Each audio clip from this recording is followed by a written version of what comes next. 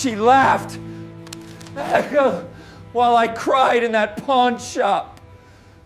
6 months ago, I was living in a $35 motel room eating cold beans from a can when someone knocked at 2 in the morning. The man wore a $5,000 suit and knew my name. "Marcus Bennett," he asked. I told him if he wanted money, I had none. He said his name was James Crawford, a private investigator, and what he had to tell me would destroy everything I thought I knew about my divorce and my ex-wife Rachel's cancer. I'm Marcus, 43, and 6 months before this, I had everything. Successful contracting company, house I built myself, 2 great kids, wife I loved since high school. Now I lived in room 214 at Valley View Motel, where walls were so thin I heard my neighbor crying every night. Sometimes I wondered if he heard me doing the same. James stood at my door holding a leather briefcase that cost more than my monthly rent. Behind him, the parking lot's flickering neon made shadows dance across his face. He looked like someone who never had to sell his wedding ring to pay medical bills. The kind of man my ex-wife said she wanted instead of me. He asked to come in, said what he had to show shouldn't be discussed in a doorway. I looked at my pathetic room with its unmade bed, hot plate on a card table, boxes stacked against the wall. Something in his eyes made me step aside. 5 minutes, I said. He set his briefcase on my bed and turned to face me. He'd been hired by someone who cared about me very much, someone who never believed Rachel's story. He opened the briefcase and pulled out a thick folder. He asked if I'd ever met Dr. Stephen Walsh before Rachel's diagnosis. I said no, she found him through a specialist referral, said he was the best in Colorado for ovarian cancer. James pulled out a photograph showing Rachel at a barbecue laughing with Dr. Walsh, dated 3 years before her diagnosis. "Dr. Stephen Walsh is your ex-wife's second cousin," James said. "He's been helping her plan something truly evil for 2 years. The room spun. I grabbed a chair to steady myself. I told him that was impossible. I saw her suffering, the chemo, the weight loss, the fear in her eyes. All carefully orchestrated, he said. He pulled out bank statements from Cayman Islands accounts. Rachel had been depositing money there every time I sold something for her treatments. My house netted $400,000, my equipment another $200,000, my grandfather's Harley, my wedding ring. Everything went straight from medical payments to her offshore accounts. I sat hard on the bed. My hands shook. He was telling me she never had cancer. The medical records were falsified, James explained. The chemotherapy was saline and vitamins that made her sick enough to seem authentic. She lost weight through strict dieting and prescription medications. Every aspect was planned with Dr. Walsh and her divorce attorney, Marcus Klein. Klein was the shark who destroyed me in court, who stood next to Rachel as she took my kids away. "How long have you known?" I whispered.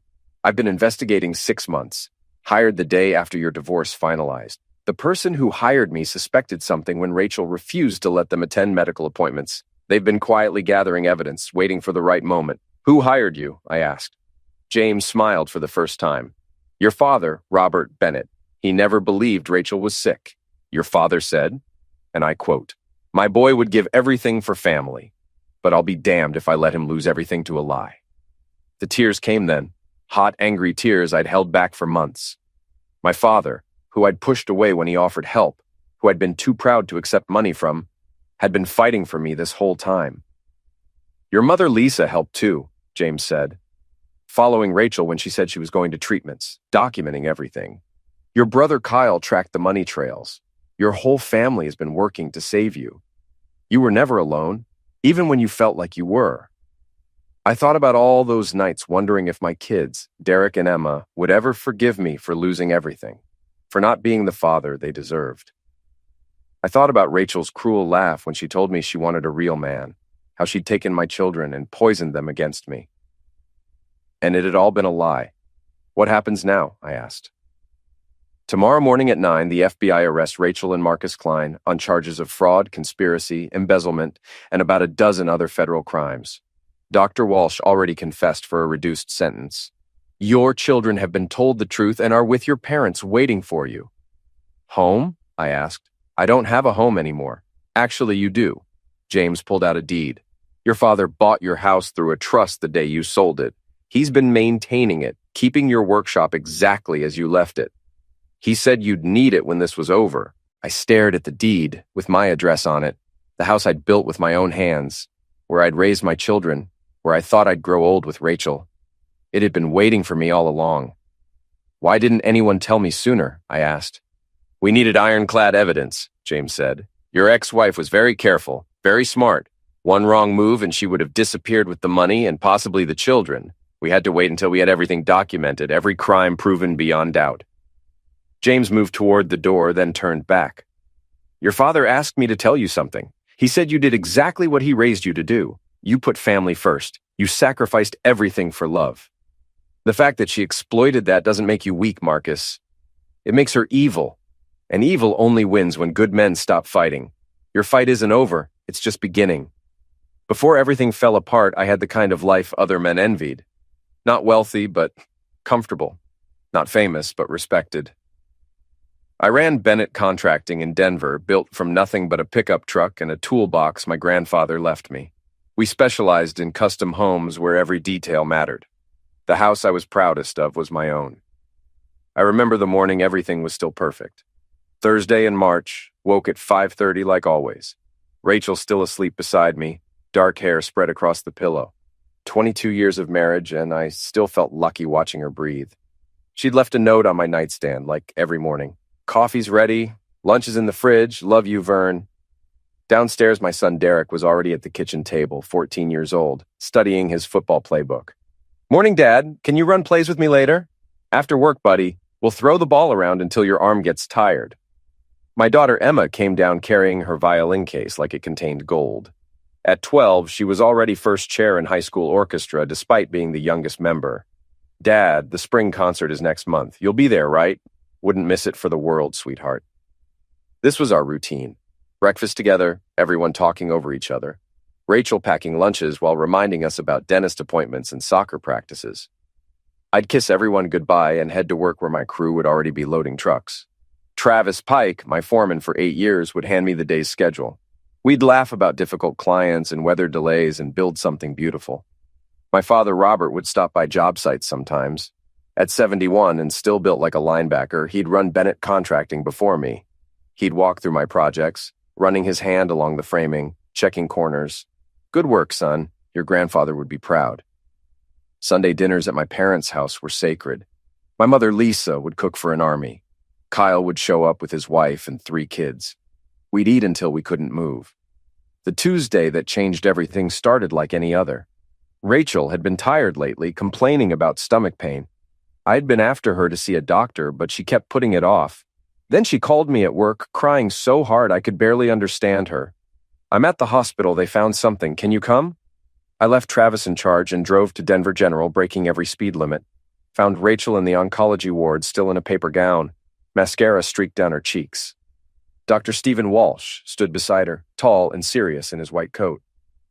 Mr. Bennett, your wife has stage 3 ovarian cancer. We'll need to start aggressive treatment immediately. The words hit like a sledgehammer. Cancer had taken my grandmother, my uncle, Rachel's father. I sat down hard while Dr. Walsh explained treatment options, survival rates, costs. The numbers blurred together. All I could focus on was Rachel's hand and mine trembling like a frightened bird. Afterward, she broke down completely. We sat in my truck in the parking garage while she sobbed against my chest, fingers clutched in my work shirt. I don't want to die, Marcus, she said. I want to see our kids graduate, get married, have babies. I want to grow old with you. I held her face in my calloused hands, looked straight into those green eyes I'd fallen in love with at 17. Baby, I'd sell my soul to keep you here. We're going to beat this thing. Whatever it takes, whatever it costs, we're going to win. She kissed me then, desperate and frightened. Promise me, Marcus. Promise you won't let me die. I promise, Rach, I swear on everything I am, everything I have. You're going to survive this. Looking back now, knowing what I know, I can see the signs I missed. The way she turned away when she said she loved me. The calculation in her eyes when we discussed selling assets. The quick phone call to someone she said was her sister. But her sister lived in Seattle, and it was past midnight there. But that night, all I saw was my wife, terrified and fragile, needing me to be strong. The bills started arriving 2 weeks after Rachel's diagnosis. Each envelope felt heavier than the last. I'd sit at the kitchen table after everyone was asleep, calculator in hand, trying to make the numbers work. They never did. First bill was $47,000 for diagnostics and consultations. Insurance covered $12,000. I emptied our savings and paid the rest. Rachel found me staring at the bank statement the next morning. Marcus, this is too much. Maybe we should get a second opinion, find a cheaper option. There is no cheaper option for stage 3 Rach. Dr. Walsh is the best. That's what you need. The construction business was doing well, but not well enough. I had 3 houses under contract, but construction meant paying crews and suppliers before getting paid yourself. Cash flow was tight on good days. These weren't good days. Travis noticed the stress first. Boss, you okay? You've been distracted lately. Rachel's sick chest, cancer. His face went white. Travis had lost his wife to breast cancer 5 years earlier. Jesus, Marcus, what do you need? A miracle or about 300,000? Same thing these days. He paused. I've got 20,000 saved. It's yours. I can't take your money. You gave me a job when nobody else would, right after Beth died. I was a drunk mess and you took a chance. Take the money, Marcus. I took it. Pride is expensive when your wife is dying. The second round of bills came with Dr. Walsh's recommendation for experimental treatment. There's a new pills combination showing remarkable results, he explained. It's not FDA approved yet, so insurance won't cover it. But I've seen tumors shrink by 70%. How much? Rachel asked, gripping my hand. The treatment protocol is approximately $180,000. Rachel started to object, but I cut her off. We'll find it. I sold the construction equipment first. The excavator I'd saved 3 years to buy, the dump trucks, the crane, all the tools that let me take on bigger projects. Posted them online Sunday night, sold by Wednesday. Had to call clients and explain delays. Mrs. Patterson was understanding. Marcus, take all the time you need. Family comes first. But the commercial developers weren't as kind. They pulled the contract, demanded their deposit back. $60,000 in future profit vanished. I had to let the crew go next. Called them into the office trailer on a Friday afternoon. These men had worked for me for years. Been at my kids' birthday parties. Tony, my best framer, shook his head. We can work for less, boss. Take pay cuts. It wouldn't be enough. I need you to file for unemployment, find other work. When this is over, if you'll have me, I'll hire every one of you back. They filed out quietly. Travis stayed behind. This isn't right, Marcus. Something feels off about all this. Cancer doesn't care about what feels right. The house went on the market in month 3. The house I'd built with my own hands where every wall held a memory. Derek found me in the workshop I'd added the year he was born. Dad, are we really moving? It's just temporary, son. When Mom gets better, we'll build another house. A better one. I don't want a better one. I want this one. So did I. But the house sold in 2 weeks for $420,000. After paying off the mortgage, we cleared $300,000. It went straight to medical bills and the new treatment protocol. We moved into a 2-bedroom rental downtown. Emma had to share a room with her brother for the first time in her life. She didn't complain, at least not to me. But I heard her crying at night through the thin walls. My father came by one evening, saw me packing tools to sell. Marcus, this has gone far enough. Let me help. Dad, you and Mom need your retirement money. We need our son more, your mother agrees. We can give you $50,000. I won't take it. He slammed his hand on the table, something he hadn't done since I was a teenager. Forget your pride, boy. You're drowning and won't take a life preserver. But I wouldn't budge. Looking back, I wish I had. The wedding ring was the last thing to go. 3 carats, platinum band, bought when I landed my first big contract. I'd promised Rachel she'd never have to take it off. Now I was taking mine off at Solomon's pawn shop on Colfax Avenue. Mr. Solomon, who'd known my family 40 years, looked at it sadly. Marcus, this ring has a story. Your grandfather bought the original band from my father in 1953. You had it reset for Rachel. How much can you give me? It's worth $8,000. I'll give you 15. I can't take charity, Mr. Solomon. It's not charity. It's an investment in a good man having a bad year. I took the 15,000, added it to the 10 I got for my father's Harley, which I sold without telling him. That covered another month of treatment. Meanwhile, Rachel was getting better physically. The weight she'd lost made her cheekbones sharp, but her color was returning. Doctor, Walsh showed us scans where the tumors had shrunk dramatically. The treatment is working better than expected, he announced. I think we're looking at full remission within 2 months. Rachel cried with relief. I felt nothing but exhaustion. We'd won, but at what cost? I was down to nothing. No business, no house, no savings. But she was alive. That was supposed to be enough. Kyle pulled me aside at Sunday dinner. Marcus, something's not right. Rachel seems different. The way she looks at you, like she's disappointed or something. She's been through heck, Dal. No, it's something else. You're imagining things. But he wasn't. I just couldn't see it yet. The same week, Dr. Walsh declared Rachel cancer-free. She started getting text messages that made her smile. When I asked who she was talking to, she said it was her support group. They understand what I've been through, she said, not looking at me. You wouldn't get it. I should have known then. The woman who'd shared everything with me for 22 years suddenly had secrets. 6 weeks after Rachel's final clear scan, I came home from a day labor job to find suitcases in our bedroom. She was folding clothes with the precision she used when angry. The apartment smelled like her expensive perfume, the one she'd stopped wearing during treatment, but suddenly started using again. Rach, what's happening? Are we going somewhere? She didn't look up. I'm leaving you, Marcus. The words didn't make sense. I just spent 14 months selling everything to save her life. We'd won. She was cancer-free. We were supposed to rebuild together. I don't understand. Is this about the money? I'll build it back, Rach. Give me time. She finally looked at me and her eyes were cold as January ice. Look at yourself, Marcus. You're pathetic. Working day labor like some illegal immigrant, living in this dump, wearing the same 3 shirts because you sold everything else. I sold everything to save your life, and that's exactly the problem. She laughed, and it was a sound I'd never heard from her before, cruel and sharp. A real man wouldn't have lost everything. A real man would have found a way to keep his business, his house, his dignity. My lawyer, Marcus Klein, now there's a man who knows how to handle life. He saw my potential, saw what I could become without you dragging me down. Marcus Klein, I knew that name. The divorce attorney with the billboard on I-25. You're having an affair.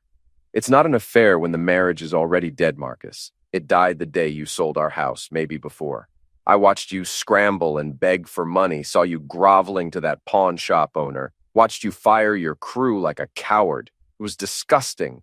My hands were shaking. I was trying to save your life. Well, congratulations. You saved it. And now I'm going to live it properly with someone who isn't a complete failure. The divorce papers were already drawn up. She handed them to me like a work invoice. Klein says you'll need your own lawyer, though I don't know how you'll afford one. I'm seeking full custody of the children, spousal support, and half of any future earnings when you rebuild. You can't take my kids, Rachel. I can, and I will. They need stability, Marcus, not a father who lives in motels and works under the table for cash.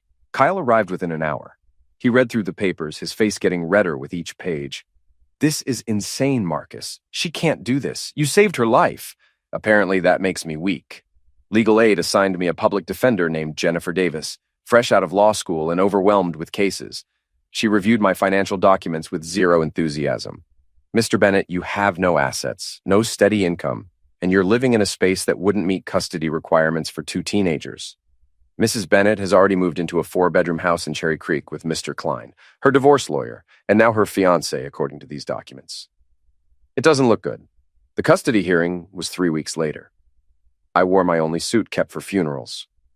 Rachel showed up in designer clothes I'd never seen, Klein at her side like he'd already won.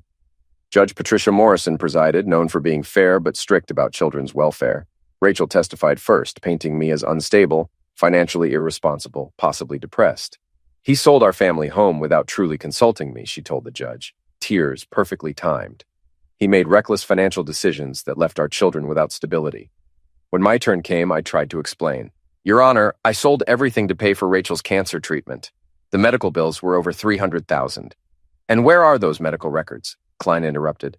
My client's health information is private, but I can assure the court she would have survived with standard treatment. Mr. Bennett chose to pursue excessive measures that bankrupted the family unnecessarily. Excessive? She had stage 3 cancer. Judge Morrison called for order. Then came the worst part. My children were brought in. Derek wouldn't meet my eyes. Emma stared at her hands. Would you prefer to live with your mother or father? The judge asked. Derek's voice was flat, rehearsed. Mom's house is better for us. Dad can visit, but we need stability. Emma just nodded, tears streaming down her face. The ruling was swift. Given Mr. Bennett's current financial situation and living arrangements, I award full custody to Mrs. Bennett. Mr. Bennett will have supervised visitation every other weekend.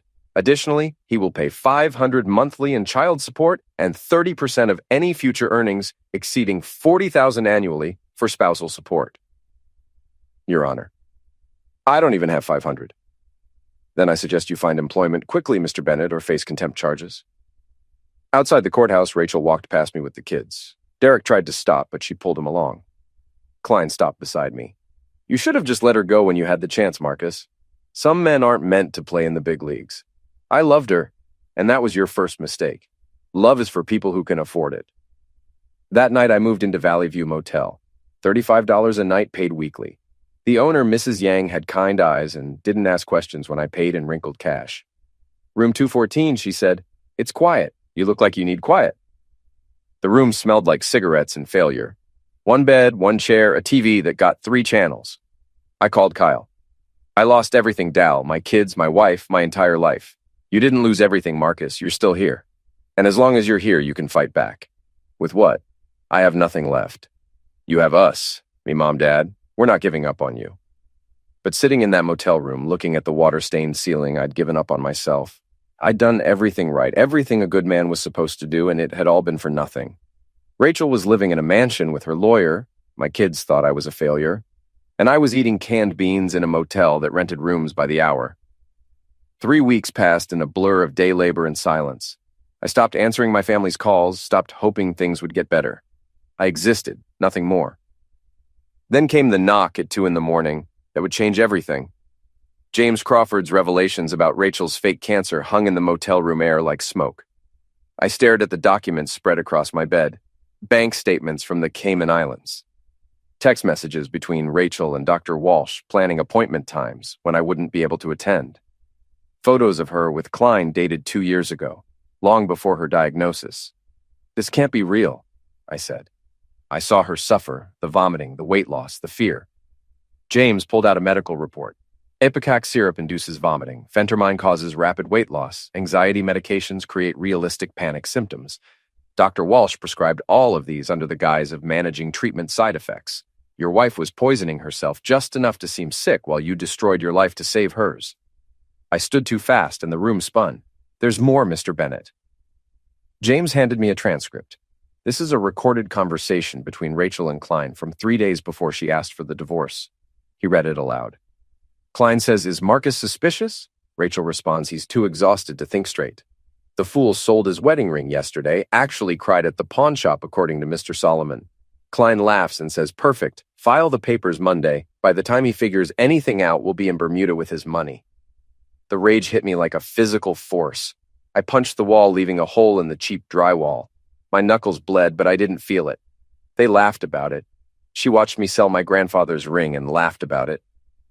"Your father suspected something when Rachel refused to let him visit during treatments," James said. "She claimed it was too emotional, but your father knew better. He hired me 6 months ago." 6 months? I've been living in this nightmare for 6 months.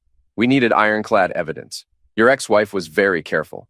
One wrong move and she would have disappeared with the money and your children. We had to build an airtight case. James pulled out his phone and showed me a video of Dr. Walsh in an FBI interrogation room, confessing to medical fraud, insurance fraud, and conspiracy. "She never had cancer. Never," Walsh said in the video. "Every scan I showed Marcus was from other patients, edited with Rachel's information. Every treatment was fake. The whole thing was an elaborate con." "What about my kids?" I asked. "Your father has been meeting with them secretly. 2 weeks ago, he showed them some of this evidence. They know the truth now, Marcus. Your son Derek called your father after finding his mother shredding documents. He knew something was wrong. Your father told them everything. They're at his house right now waiting for you, but the custody order says I can't see them without supervision. That custody order is about to become irrelevant. In approximately 4 hours at 6 a.m., the FBI will arrest Rachel and Marcus Klein. The charges include medical fraud, insurance fraud, conspiracy, money laundering, and custodial interference. Dr. Walsh was arrested yesterday and is currently in federal custody. This is really happening. It's happening. Your father also wanted me to tell you something else. James pulled out a deed. He bought your house the day you sold it, used a shell company to hide the purchase from Rachel. It's been waiting for you. He also kept your business licenses current, maintained your contractor's insurance, and has been turning away clients who wanted to hire Bennett. Contracting, telling them you'd be back soon. James stood to leave. Your father wanted me to give you this. He handed me car keys. Your truck is in the parking lot. He's been maintaining it. There's also this. It was a business card. On the back in my father's handwriting. Son, a man isn't measured by what he loses, but by what he's willing to sacrifice for family. You sacrificed everything. Now let your family help you rebuild. No more pride. Just come home, Dad. After he left, I sat in the darkness for an hour. Then I got up, showered, put on my last clean shirt, and walked out to the parking lot. My truck was there gleaming under the streetlight, same crack in the windshield from when Derek hit a baseball 2 years ago. I drove to my father's house as the sun came up. The entire family was on the front porch. Derek and Emma ran to the truck before I could even park. "Dad?"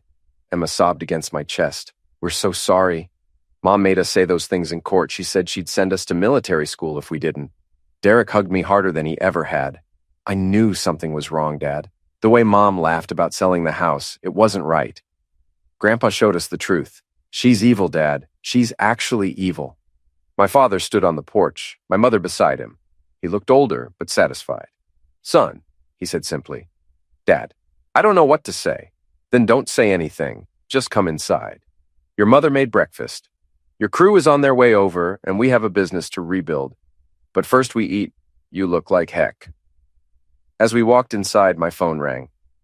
"Mr. Bennett, this is Agent Michelle Turner with the FBI. We have Rachel and Marcus Klein in custody. We'll need you to come to the federal building this afternoon to give a statement. Are they going to prison? With the evidence we have, they're both looking at 15 to 20 years minimum. The money has been frozen and will be returned to you as restitution." I hung up and looked at my family. They got her. My mother started crying. Kyle whooped and punched the air. My father just nodded. "Justice," he said quietly. "Now we rebuild." 6 months after that morning at my father's house, I stood in my rebuilt workshop running my hands over the same workbench where I'd taught Derek to use a hammer. The FBI had been thorough. Rachel got 12 years federal prison for fraud, conspiracy, and money laundering. Klein got 15 years plus disbarment. Dr. Walsh lost his medical license and got 8 years. The court ordered full restitution, though most of the money was gone. What they recovered went toward rebuilding my business. But the money wasn't what mattered. What mattered was this Saturday morning, with Derek and Emma working beside me on a custom bookshelf for their grandmother. "Dad," Emma asked while sanding a shelf board, "how do you trust anyone after what Mom did?" "You know what your grandpa Robert taught me? Trust but verify. I trusted your mother completely, and that wasn't wrong. Love should include trust, but I ignored warning signs because I wanted to believe the best. Real love protects while it trusts."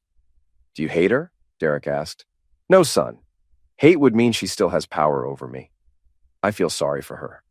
She had a family that loved her, a husband who would have died for her, and she threw it away for money that's now frozen in federal accounts. She'll spend the next 12 years in a cell thinking about that choice." Travis walked into the workshop with coffee and donuts. He'd been the first one back when I reopened Bennett Contracting. The whole crew returned within a week. We were smaller now, but stronger. Every client who'd left came back with apologies and new contracts. The motel key from room 214 still hangs on a hook in my workshop. Not as a reminder of my lowest point, but as proof that rock bottom isn't the end if you have people who won't let you stay down.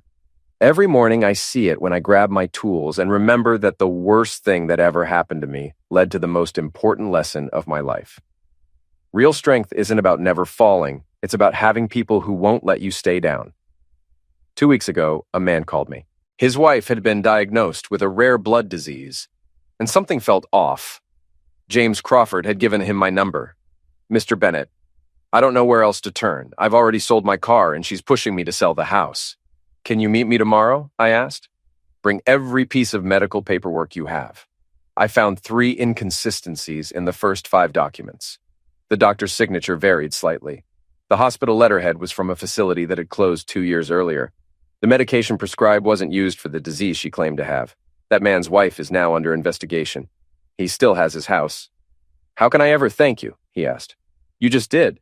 Every person we help makes what I went through worth something." Derek recently wrote an essay for school about heroes.